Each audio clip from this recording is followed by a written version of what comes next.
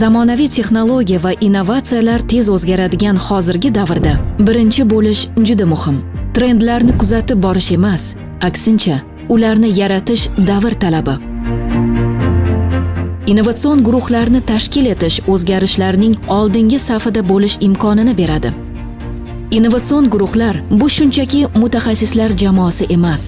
Bu bitta maqsad bilan birlashtirilgan turli ko'nikma va g'oyalarga ega professionallar jamoasi. Ular mavjud muammolarni hal qilish uchun yangicha, noodatiy yechim izlaydi. O'zbekistonda kelajak bugundan boshlanadi. Qadimiy an'analar va jadal rivojlanayotgan iqtisodiyot uyg'unligida mamlakatimiz hamda jahon kelajagini o'zgartira oladigan innovatsiyalar yaratiladi. Innovatsion guruhlar qishloq xo'jaligida iqlim o'zgarishiga moslashish va uning salbiy oqibatlarini yumshatishga qaratilgan ilmiy amaliy yechimlarga ega innovatsion loyihalarni ishlab chiqadi va amaliyotga tatbiq etadi. Ushbu guruhlar tarkibiga fermerlar, tadqiqotchilar, agrobiznes vakillari, tadbirkorlar, maslahatchilar va boshqa mas'ul tashkilotlar vakillari kiradi. Ular turli muammo va kamchiliklarni jamoaviy o'rganish natijasida qishloq xo'jaligida innovatsion yechim va yondashuvlardan iborat loyihalar ishlab chiqadi va amalga oshiradi.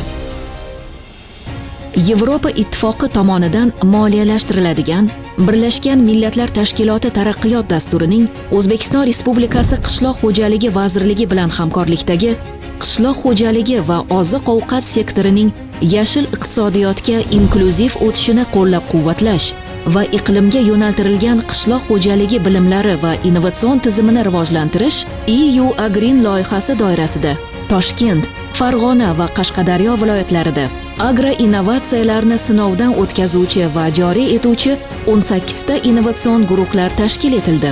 Shu tariqa O'zbekiston Yevropa innovatsion hamkorlik konsepsiyasini Yevropa Ittifoqi tashqarisida amaliyotga joriy etayotgan birinchi mamlakat sifatida namoyon bo'lmoqda.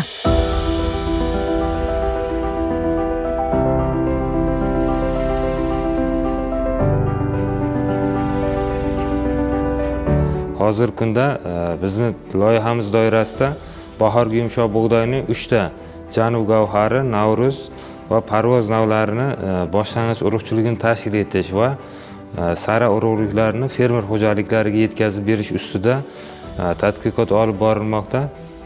Buning asosiy maqsadi suv bilan kam ta'minlangan qurg'oqchil hududlar uchun mana shu yangi navlarni joriy etish va ekin maydonlarini kengaytirish hisoblanadi. Bu yangi navlar haqida gapirib o'tadigan bo'lsak, bu navlar o'zini qurg'oqchilikka chidamligi, issiqlikka bardoshliligi, kasallik va zararkunandalardan kamroq zararlanishi, shuningdek don hosildorligi va don sifatini yuqoriligi bilan boshqa navlardan ajralib turadi. Bundan tashqari, kuzgi bug'doyga nisbatan kamroq suv talab etadi. Bahorgi muddatda ekilganda o'suv davrining qisqa bo'lishi va sug'orish me'yorlarining kamroq bo'lishi hisobiga tajribalarimizda 2400 metr kubgacha suv resurslari tejalishiga erishildi. Bundan tashqari, bahorgi bu yumshoq bug'doy navlarining vegetatsiya davri 100-110 kunni tashkil etadi. Ya'ni fevral oyini oxirgi dekadasida ekish ishlari amalga oshiriladi va iyun oyini birinchi dekadasida o'rim yig'im ishlari amalga oshiriladi. Shuning uchun demak, bir yilda ekin maydonidan 3-4 marta hosil yetishtirish imkoniyati paydo bo'ladi. Loyiha doirasida Janubiy dehqonchilik ilmiy tadqiqot institutining 5 gektar maydoniga va Nishon tumanidagi urug'chilik taraqqiyoti fermer xo'jaligining 5 gektar maydoniga jami 10 gektar maydonga ko'paytirish avlodli urug'liklari ekilib parvarishlandi. Bunda hosildorlik 35 sentnerni tashkil qildi va o'sha resurslarning tejalganligi, kamroq sarflanganligi sababli rentabillik darajasi 79% ni tashkil qildi. Bu o'z navbatida o'sha fermer xo'jaliklarini daromadini ko'paytirishga yordam beradi. Va hozir kunda mana shu urug'chiligini tashkil etib, yangi navlarimizni kengroq maydonlarni qamrovini kengaytirish ishlarini olib bormoqdamiz. Bu navlarimiz hozirgi kunda O'zbekiston Respublikasi Qishloq xo'jalik ekinlari davlat reyestriga kiritilgan, ekish uchun istiqbolli nav sifatida tavsiya etilgan. Biz hozirgi kunda fermerlarda ham bu navlarga nisbatan qiziqish ortib boryapti. Sababi Qashqadaryo viloyatidagi ko'pchilik fermer xo'jaliklari mana shu suv tanqisligidan aziyat chekadi. Shu sababli bu bahorgi bug'doy navlariga bo'lgan ehtiyoji kun sayin ortib bormoqda. Bugungi kunda Janubiy dehqonchilik ilmiy tadqiqot ilmiy xodimlari tomonidan bir qancha bahorgi yumshoq bug'doyning navlarini ekish uchun urug'chilikni ko'paytirish uchun taklif berishdi. Bundan tashqari Janubiy Gavhar, Navro'z, Parvoz navlarini ekish uchun urug'larini berishdi. Nishon tumanidagi urug'chilik taraqqiyot fermer xo'jaligi 5 gektar yer ajratilib, shundan Janubiy Gavhar navini 1 gektar, Navro'z, Parvoz Gavhar 2 gektardan ekildi.